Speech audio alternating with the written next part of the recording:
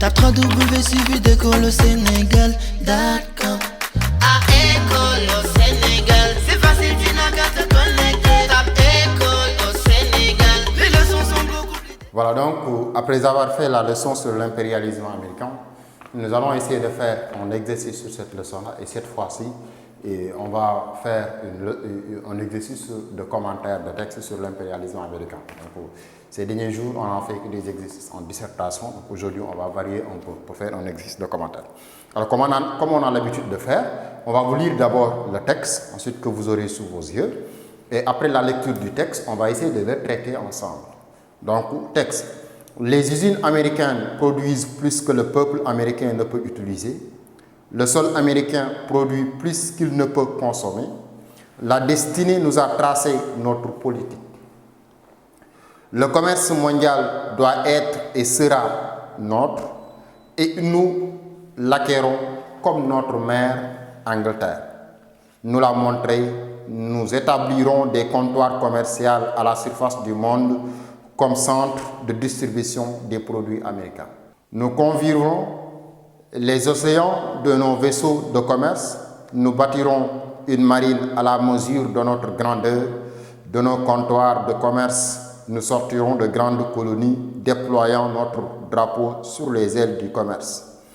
Et la loi américaine, l'ordre américain sera plané sur les ailes du commerce, mais également sur des rivages jusqu'ici en proie à la violence, à l'obscurantisme et ses auxiliaires.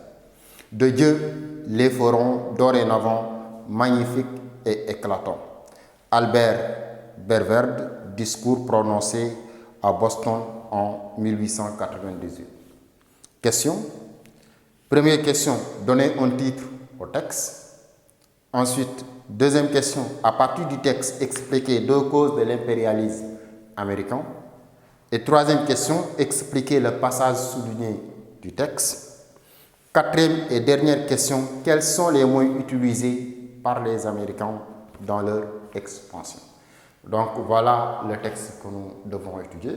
Comme je l'ai dit toujours, quand on parle de commentaire de document, pour un commentaire de texte, c'est toujours un texte accompagné de consignes. La consigne, c'est les questions. Ça veut dire que d'abord, il faut lire le texte qui porte l'élément d'étude. Et là, pour répondre aux questions, on utilise nos ressources. Pour répondre,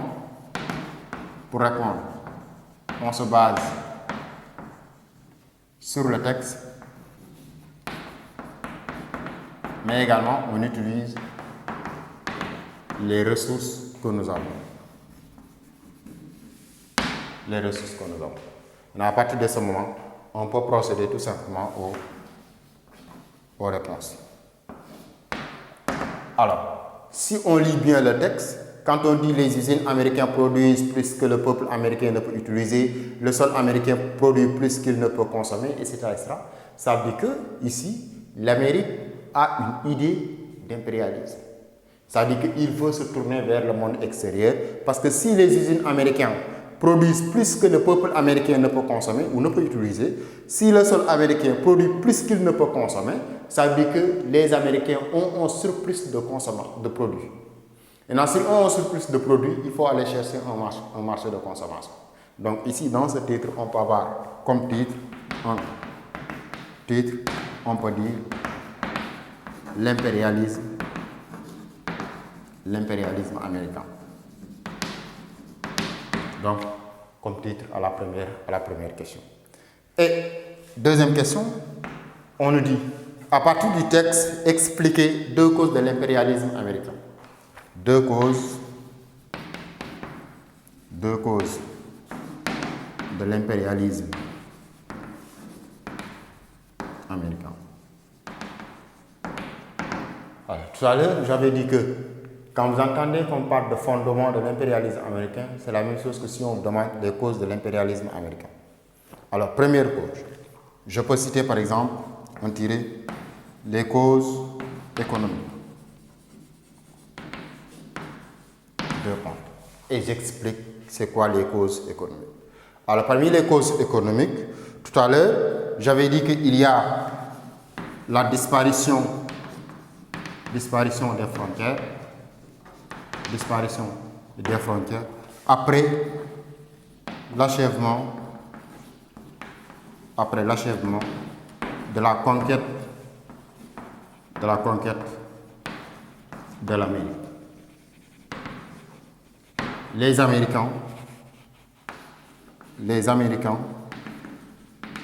se tournent vers le monde extérieur et participent au commerce international.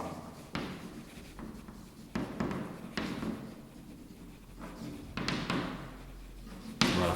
Ensuite, il y a eu une nécessité de répondre. Il y a également une nécessité de répondre à l'impérialisme européen, et japonais qui menaçaient leurs intérêts. Donc, vous avez expliqué une cause, c'est-à-dire une cause économique. Dans cette cause économique, disparition des frontières, les Américains se tournent vers le monde extérieur et participent au commerce international. Ensuite, une nécessité de répondre à l'impérialisme européen et japonais qui menaçait les intérêts des Américains, et notamment en Amérique latine et dans le Pacifique. Ensuite, une cause idéologique.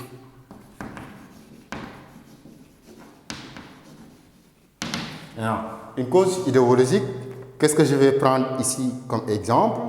Je peux prendre la doctrine. Je peux prendre la doctrine de la destinée manifeste.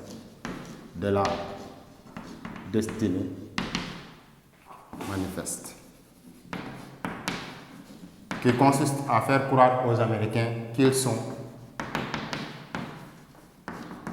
un peuple élu de Dieu.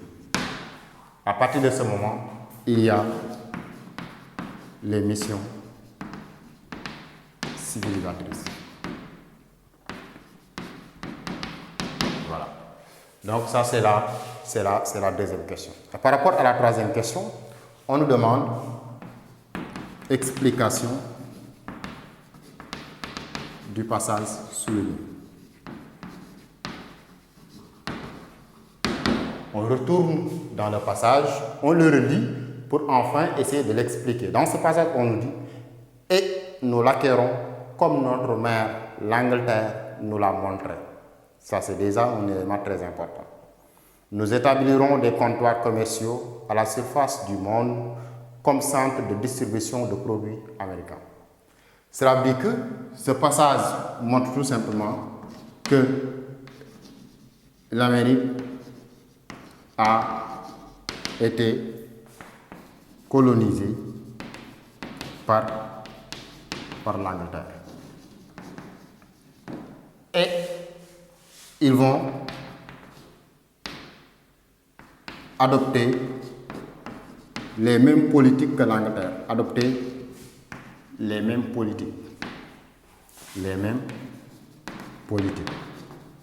c'est-à-dire investir à l'extérieur par l'installation de comptoirs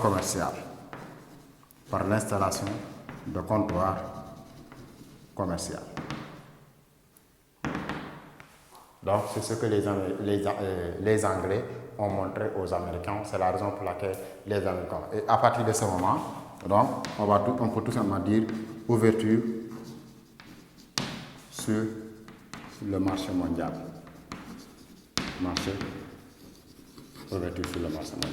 Voilà troisième question qui consiste. Donc quand on vous demande d'expliquer un passage, il faut lire le passage, essayer de le comprendre et décortiquer le passage. C'est ce qu'on appelle tout simplement expliquer le passage.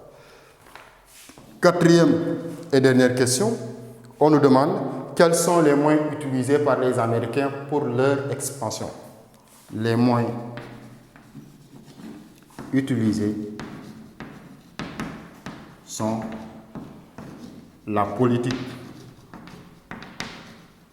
du gros bâton qui consistait à faire des menaces et intimidation. Et la diplomatie du dollar. Et la diplomatie du dollar, c'est-à-dire investir beaucoup de capitaux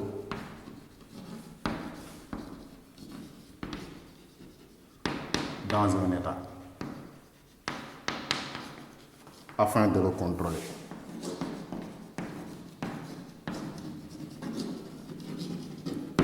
Voilà ce qu'il faut faire par rapport à cette quatrième question-là. Donc la quatrième question, les moyens utilisés. Parmi les moyens utilisés, nous avons deux moyens. Nous avons la politique du gros bâton, nous avons également la diplomatie du dollar. Par politique du gros bâton, c'est une politique qui consistait à menacer, à intimider. Comme disait Roosevelt, il faut parler doucement, mais avec un bâton à la main. Et la diplomatie du dollar, il s'agissait d'investir des capitaux dans les entreprises étrangères afin de contrôler ces entreprises-là.